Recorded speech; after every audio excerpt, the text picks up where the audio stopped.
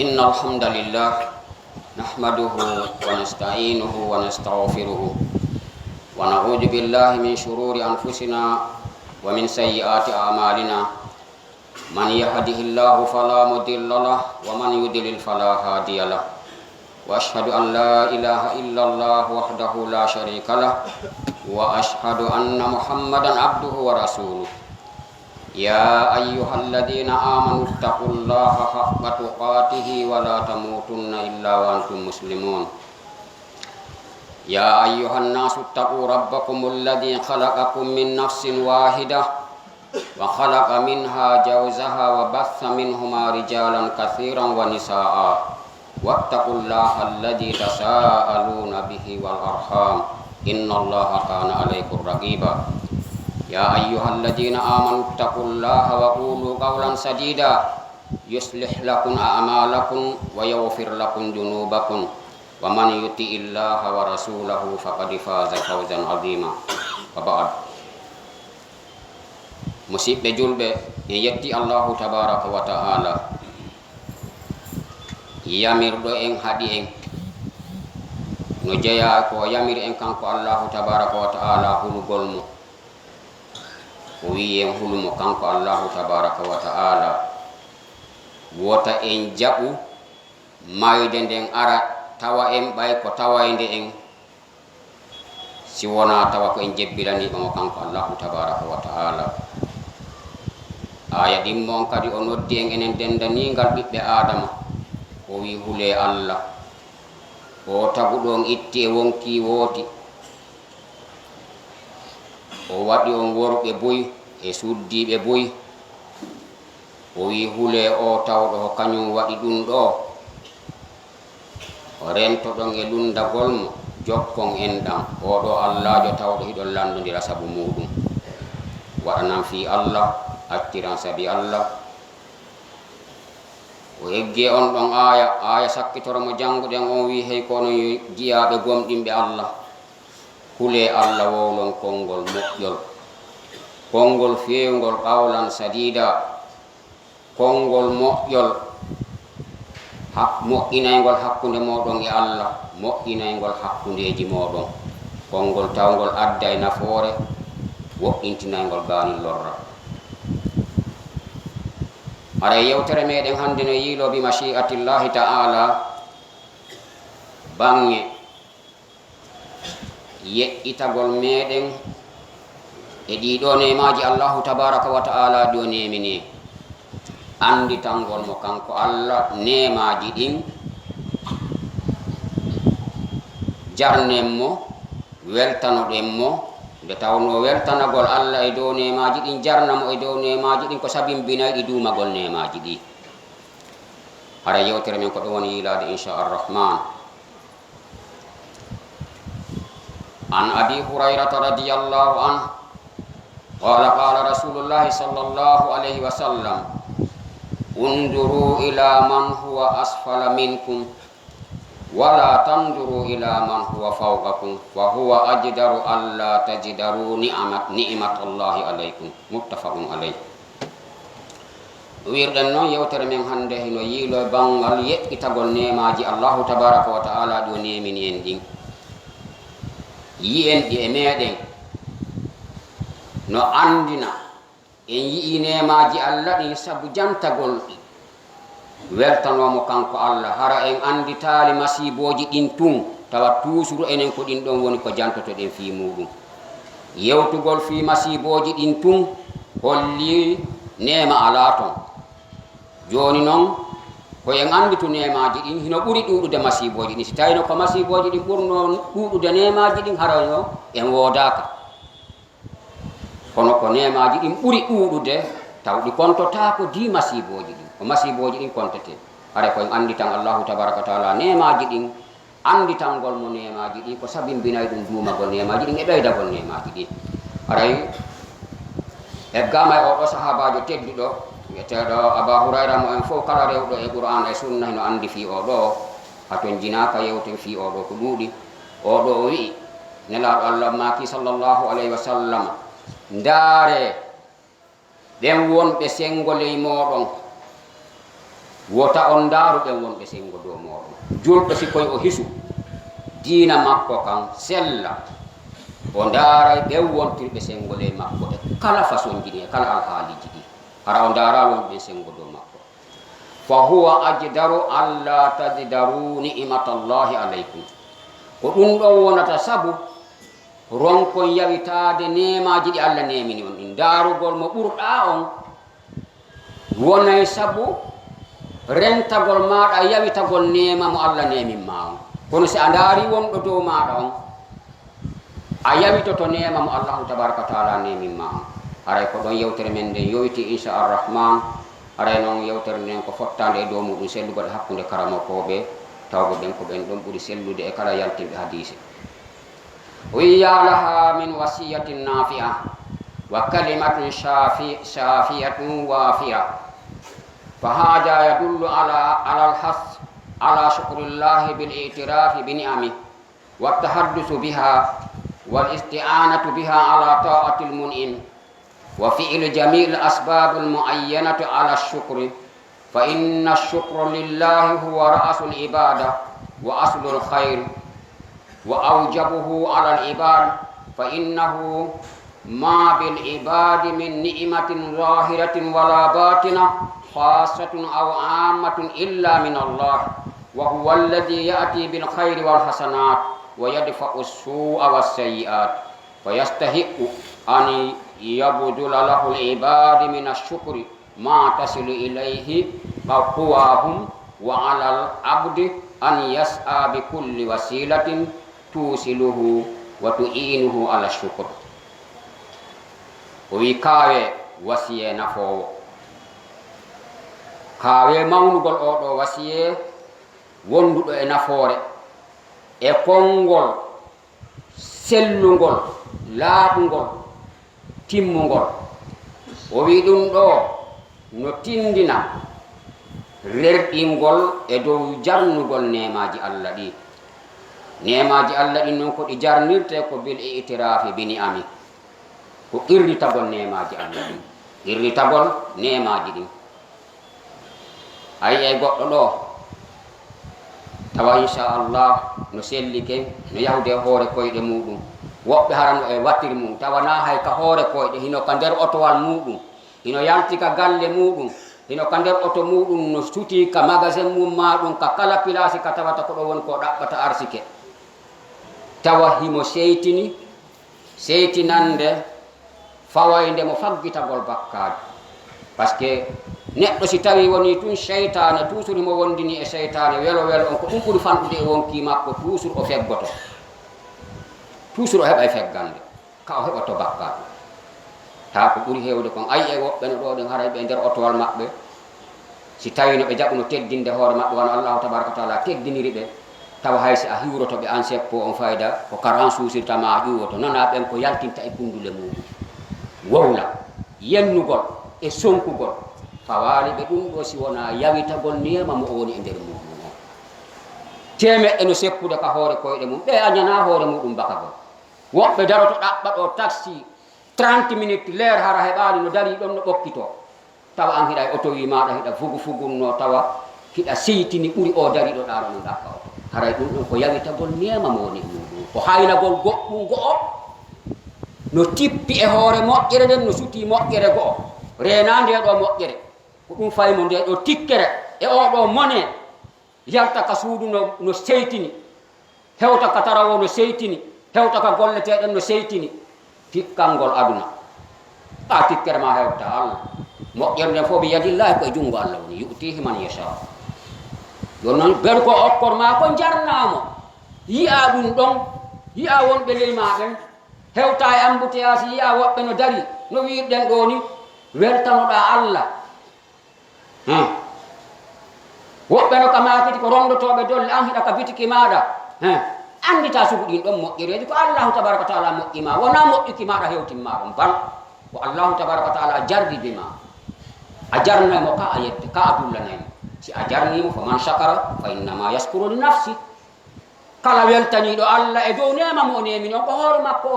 o gollani wona Allah de ɓeydeta Allah misqala habbatin min khardalin haray arten ka wonkiji meɗen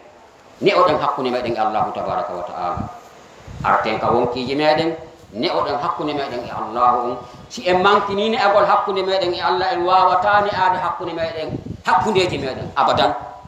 ko needi ndin hakkunde meɗen e Allah ardi nde wawɗa ne aade hakkunde maɗa e Allah wo a waway ne aade hakkunde maɗa e yimɓe ɓen goɗɗo moƴƴo e ma andita jarnamo weltanoɗamo way ko ɗumɗa adi ko Allah adiɗa weltanade haray koyen watta yiili yewtere meɗen nden ko ɗon nde yowiti watte yiili fota aduna on no soñji buy fewdo ɗo ɗen soñji buy sabu yawitagol nemaji ɗi en yejjiti ɓaawo ma tigile ɓaawo ma ko fewndi e nokkeli ko haray ko wattangol yiili andi tan Allahu tabaraka wa taala nemaji ɗi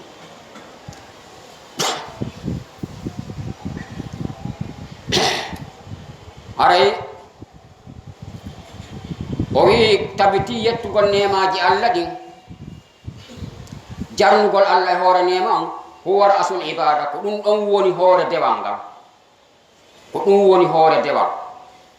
wa aslul hayri ko ɗum kadi woni bindere moƴƴere nden ko ɗum woni daƴƴere moƴƴere nden wa awjabahu alal ibadi Allah waɗɗi ni weltanagol mo e hoore jiyaɓe ɓe fa innahu ma bil ibadi min ni'matin zahiratin wala batina khasatin aw amatin illa min Allah nema ala e jongo e juuɗe jiyaɓe ɓe nema feeñuɗo e nema suuɗiɗo nema hertiɗo bimana tawa ko nema mo goto jogi ma ɗum nema huɓituɗo tawa nema on ko dendanigal yimɓe ɓen wodani si wona ko immorde ka Allah nemaji ɗi fof kaka Allah himɓe haɗa weltano ɗin Allahu tabaraka wa ta'ala an tum weltanoɗa Allah nema mo o nemi ma o min kadi mi weltano Allah nema mo o nemini mi on woni buy haɗa en hawti en weltaniki Allah kono ɗa wulliraɗa miɗo wulliraɗa ɗa kawɗano wulliraɗa uyten ɗum seeɗa uyten ɓeydata nema bal uytay nema faway neɗɗo on kadi lette ɓura sumugol wonki sunagol waloɗano ta ko ya hara se woɓɓe e otoje no eppa muntude ɗum ɗo ta no wedditi haqqille ɗen ala ka lawol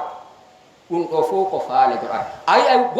goɗɗo yo hawju ha o ƴawa oto fokkita modi waɗu doy yiya yimɓe no sonka ɗo e nder oto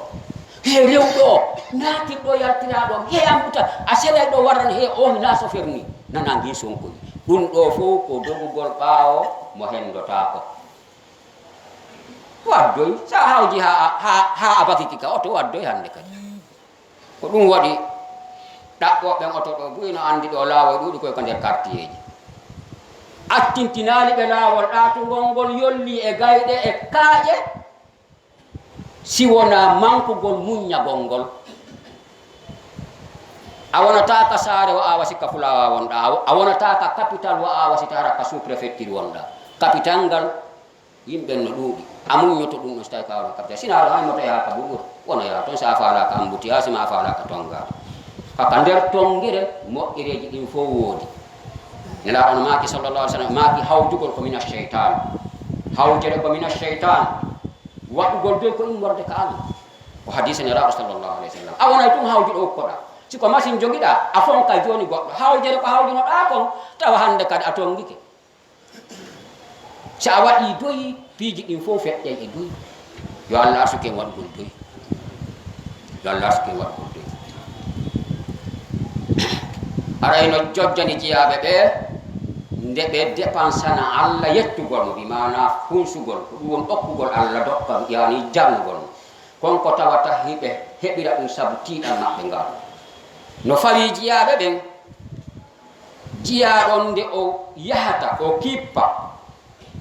hewtugol kala laawol tawgol wallitotomo e dow jarnugol Allahu tabaraka wa taala o rewa kala laawol hanagol rewede fi o weltan Allahu subhanahu wa taala wa qad arshada rasulullahi sallallahu alayhi wa sallam ila hada ad-dawa al-ajib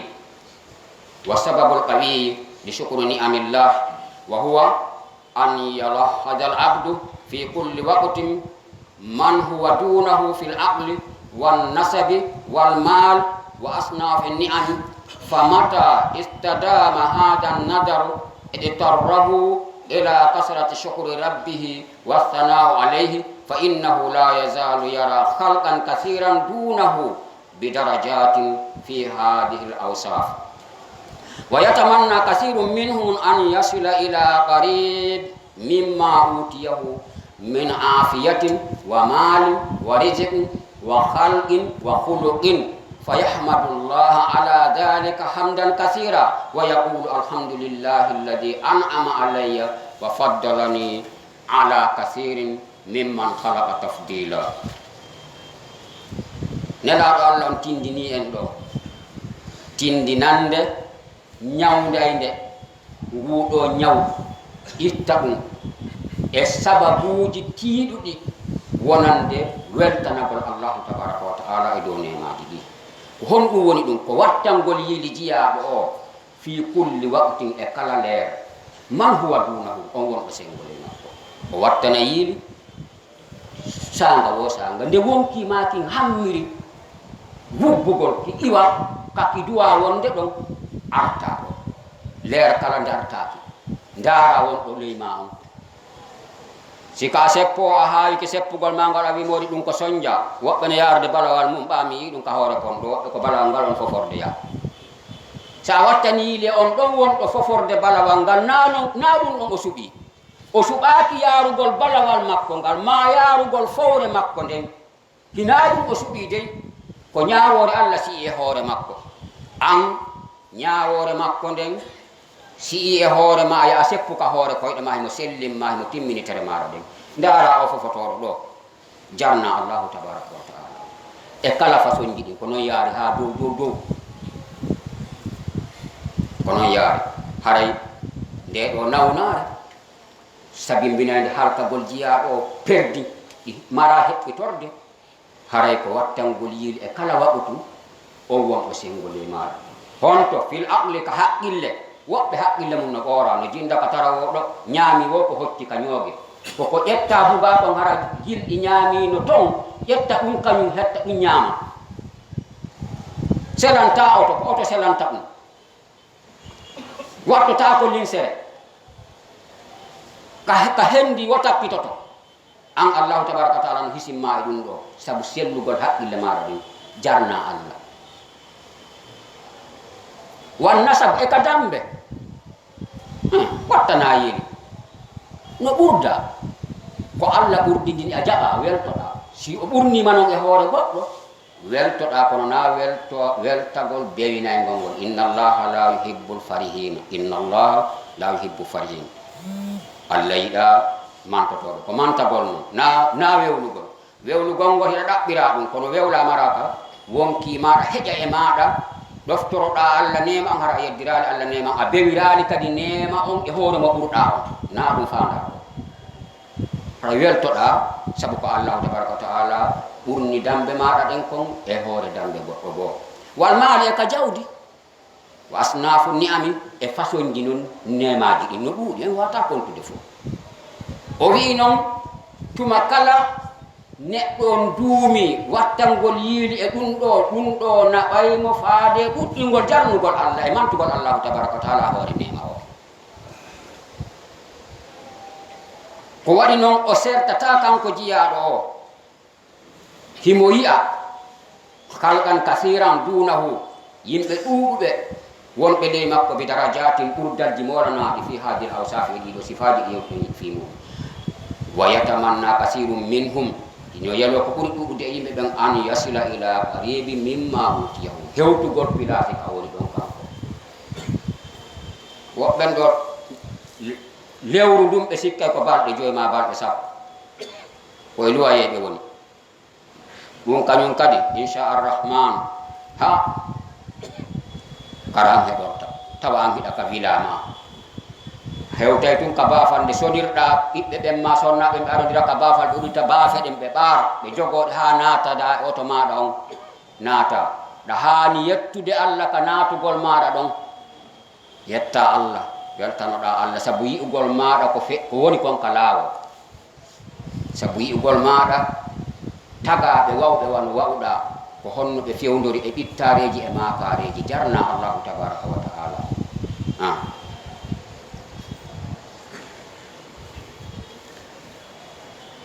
e ɓen tawɓe kañum kadi hino okka ko innete kon cella e jawdi e arsike yaajuɗo wa halqin wa huluqin ka tagu kadi woɓɓe no taga tagu mum ngun ta no uyti moƴƴa yimɓe wattanta yiide muɗum tode naafere ɗaɓɓa hutorgolɓe ma wallitagolɓe tawa darata ɗum kadi no wooda an Allah no hisimma ɗum noon wa huluqin e ka jikkuji woɓɓe no boni jikku si Allah moƴƴini jikku ma ɗon jarna Allah weltanoɗa Allahu tabaraka wa taala a sooda a itta mbuɗi limuɗa jonnuɗa Allah o jonnuma ta ko coggu ɗum ɗon heɓirɗa jikku labaɗo wondirgol e ɓeygure ma no moƴƴiri e wondirgol yimɓe ɓen ka tara wono moƴƴiri e gollide teɓɓe fof no moƴƴiri anda a sooda ɗum ko Allahu tabaraka wa taala won ko jogirma ɗum weltanoɗa Allah o yetta Allah kanko jiyaɗo yettore mawnude o inna mi yettima an Allah neminɗo e hoore an ɓurnuɗolan e dow ko ɗuuɗi e hoore tagore maɗa nde ɓurdal molanangal yanjuru ila halqun kasirun mimman sulibu uqulahum fayahmadu rabbahu ala kamali aqli wa yushahidu aliman kasiran laysa lahum qutu mudakhirun wala masakinun ya'awuna ilayha wa huwa mutma'innun fi maskanihi muwassau alayhi rizqa o wattana yiili yimɓe ɗuɗuɓe no woodi tawa ɓe haqqille mum no wirɗe non borama o weltano Allahu tabaraka wa taala e dow timmugal haqqille makko de himo seedade kadi anduɓe tawa ko jooma gandal en e kala façon ji gandalji ɗin gandal aduna imana ɗaɓɓirtengal aduna e gandal ɗaɓɓirtengal aduna e lahara no woodi ɗum buyi tawa ɓeeɗo laysa lahum qutu mudakhiru tawa ɓe mara dépense ka suudu ko ñande ɓe yaltoyo heɓo ñaamete maraɗo saku maaro ɓaarakum ka suudu ɗum no woodi buy tawɓe no mari gandal hina mankude gandal maɓɓe ɓe faɗiri ɗum ɗon bal ko ñawore Allah si e hoore maɓɓe ta ɓen no woodi an sakuji maaro no woodi toon no dewnodiri sina Allah faabima wonoy ha ɓe gurde ennoya a ko maaro ɗo fuunigoy wattaneyili e ɗum ɗo ko ɗo antigi yeɓa na a ɗum ɗon hay koye ay en daari ko waɗɗen ɗo on wattana liili e ɗum ƴetta hibboya yo Allah dandu en ɗum no woodi buy jogiiɓe gandal si ɓe yalti ka yaasi ko Allah tabaraka wa taala yewti kon fi maɓɓe a andata ko waasiɗuɓe hon ɗum ka nefinagol maɓɓe ganillandagol yimɓe ɓe ta torotako andata ɓen no wooda tawa noon kanko neɗɗo o ɗen ɗon tawa kamɓe ko ni ɓe sifori e kadi wala masakina ya'awuna ilayha ɓe mara galle kaɓe waala no wirɗen ni kamɓe lewru ɗum ɓe sikka ko balɗe sappo eppa lewru no yaawi nana woɓɓe nen ɗo eppa lewru no yaawi woɓɓe kadi hinna eppa ndu lewru no juuti kaka galle ma wonɗa piiji ɗin no regili ko piiji ɗin regili si tawina ha galle ma wonɗa an hara lewru no yawama musidɗo tawa noon wa huwa mutma'innun fi maskani kanko noon himo deeƴi ka galle makko galle ɗen a naatay tun sina a watta yiili yimɓe ɓen kaka ɗumatoɓe ɓe sorata pare ɗen hara ɓe susta arde e majji ha ka binde iskaleji hakke ko tawata piiji ko ɗaɓɓa ko mbuyno nder ton mo wasta on alayhi rizqa tawa arsike on no yaaji ñameteji ni sa hewti kala façon hewde tum ɓenna ko ɗum faaɗo a wara ko faaɗo wonno ɗo ɗum ko annatu ɗon na won ko joɓe ɓen ton kam fayda ha ñamugol ngol joni tiiɗa e maɓɓe ko ñameteji no liibi ay si liibi haray ɓuuɗa hettude ɓen kadi anda ta ɓen ɗo an noon tawɗo ɗum ɗo no woodi weltano Allahu tabaraka wa taala toroɗamo yo nema on duumo gollitira on ɗon nema e ko weltinta Allah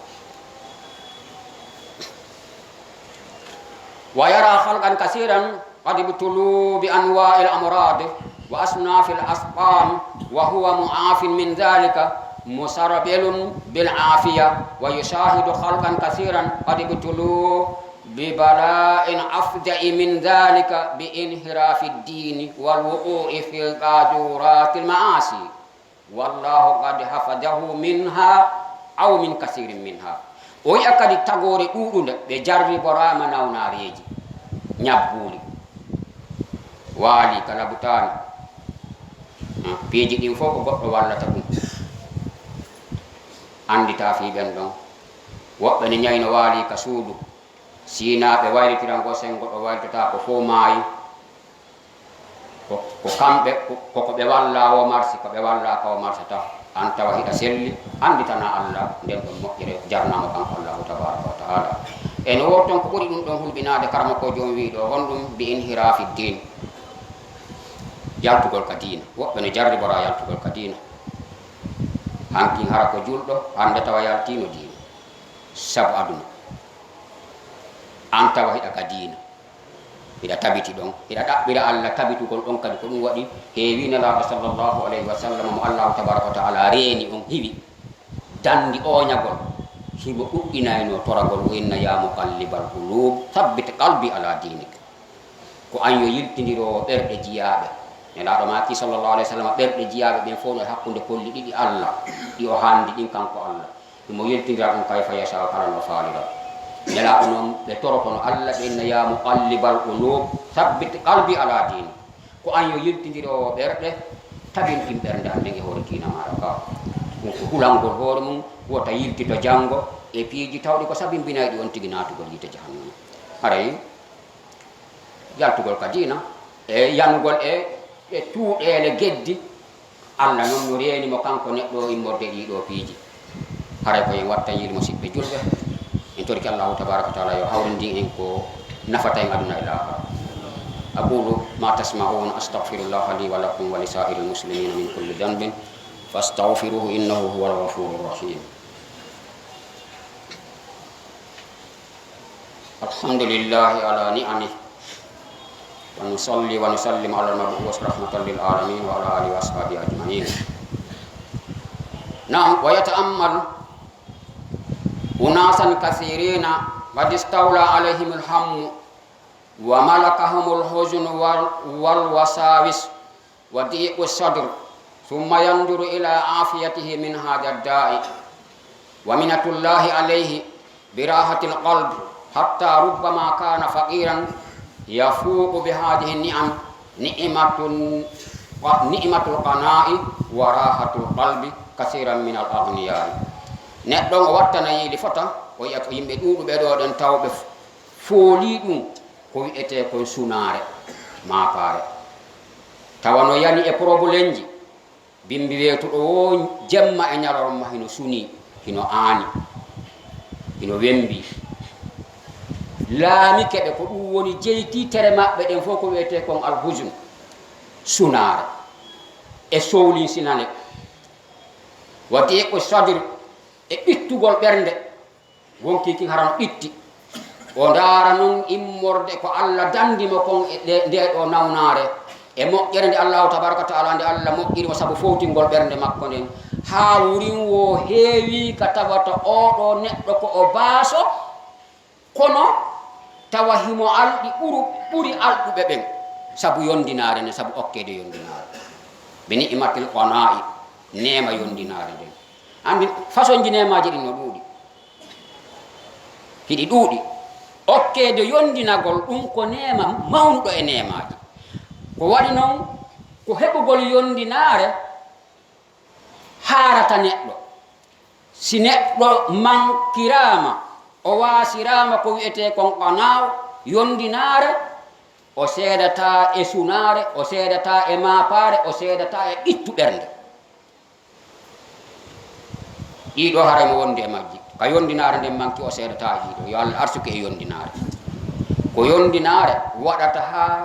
heɓa galle konakiri ɗo yondinoɗa e ɗen ɗon galle naam hiɗa newnana ɗaɓɓugol galle sappo nogay kono hara laawol ngol heɓike ka ɗum ɗon heɓo hara naaya a rew e laawi toŋaaɗi ɗin e pilum palum wi Allah alaayi ɗum ko Allah woni yarzuqu man yasha himo arsika on mo faala o yaajinanam haa no o faalirawo kanko Allah Allah alaayi ɗum ɗon kono ko tawgol ngol jooni heɓi cuhum ka kañum e ɓeyngure muɗum nden sora ko wattirɗen ɗum ɗon ceerno on no watti ɗum ɗon ga kono aden heɓi kuncum ɗo kañum e ɓeynguru nan ka wona joni kono si wakkilaki ɗo ha heɓi place mum ka binde trawo ɗo ɗen ka ɗaɓɓa dépense hara e marsal joni ma aden dara ɗum ɗo tawa noon arsiki on yaaja place ji ɗin ka binde tarawa heɗi ka leyto ona botum ukko noon on sa e poyon payarde sino halfinan o ƴetta ma yeytama ka ñawloto si ñawlike ɗon yahi ɗon ñawlike ƴetti ɗon en 100 million natta e 110 million ukko e ɗum naata e toŋaji ɗin fi heɓugol place mum ka binde lawol ka dépensé go wona on poyon wona e ɗum mooɓa ha ɗuuɗa jooɗo noon heɓa koko ceerno on wi ɗo sunare e ande e ɓittu ɓernde par ce que andi joni fokkiti gerdi e aduna ha mooɓi no mooɓiri wo andile kadi fokkiti pelletti hay woni koko mooɓi ɗo no accande woɓɓe koɓe nafitora tawɓe kañum landitortake fi ɗum ɗo a yeytanoki ɓe ko no wonɗa gollirde ɗum ko haaji ma no accanaronoɓe kamɓe ɓe nemino an conséquence o nangodira e muɗum yeeso allahu tabaraka wa taala yo allah hisini alqana'u huwal ghina yondinare nen ko ɗum woni ngal ɗum ay ɗo ɓe no jogui tereji sappo fowtere ɗuuɗa ɗon en hawanaki ɓe noon wallahi en hawanaki ɓe kono fowtere ɗuuɗa e mum tawa ɓe hara woɓɓe ɓe batteji ala e ɗum few ɓe noddan ɓenna he awa teren ma nokkel kaare o mi yiɗon hande goɗɗo ɓe hibbiɗon koccu ma ɓe hibbiɗon jaara ɓernde waɗa piw rendum taƴi nden ñande ñamugol lanni o doga o yaara toon koko anduɗen ko konakir ɗo on o yaha waɗa on poyon payam ñat o yaha ɓe cippira ɗon si tawi ko ɓurɗo mo mbuuɗi awa hara nambara naati par ce que nde himo yaraɗa ta ano adde matériel ji ɗi ɓa kanko sooda mara darnowo ari e wona on poyon payam ɓuttu ɓernde heɓotako haray jogitoɗen aduna ka Allah waɗi ɗon aduna ko rewrugal mi mana ko kolewal ko lumbugol ɓay ko kolewal a ari ko a feƴƴowo wa'u ko aduna ɗo wa feƴƴowo ɗaɓɓirano dagori si yaaji dépense ka noddaɗa ɗon yiya dépense ka Allah wiya dépense ɗon dépense mo ko ɗuuɗi wo harmanama si tawi ko lawol dagigol rewɗa dépense kadi ka o wiya dépense ɗon ka moƴƴereji agara probléme ko nafoore wo damma ɗum nafoore e hoore nafoore yo Allah arsuku en jawdi ɗuɗundi laaɓundi dagindi o newnana en kañum kadi dépense gondi ka kanko allahu tabaraka wa taala o yamiri en ɗon yen dépense o hiwana en jawle meɗen ɗin o hiwana en ɓeygureji meɗen ɗin o hiwana en wonkiji meɗen ɗin o danda en bone ayɓe en torki allahu tabaraka wa taala nemaji ɗin fof koye junngo makko woni yo okku en nemaji makko ɗin yo o dandu en nambaraji ko woni yiilade e leydi ndi yo hisin en o hisindina e kawtalɗe meɗen ɓen yo Allah okku en ɓuttu ɓernde anna e lahara ربنا تقبل منا انك انت السميع العليم وتب علينا يا مولانا انك انت التواب الرحيم ربنا آتنا في الدنيا حسنة وفي الآخرة حسنة وقنا عذاب النار ربنا لا تزغ قلوبنا بعد إذ هديتنا وهب لنا من لدنك رحمة إنك أنت الوهاب لا حول ولا قوة إلا بالله العلي العظيم سبحان ربك رب العزة عما يصفون وسلام على المرسلين والحمد لله رب العالمين.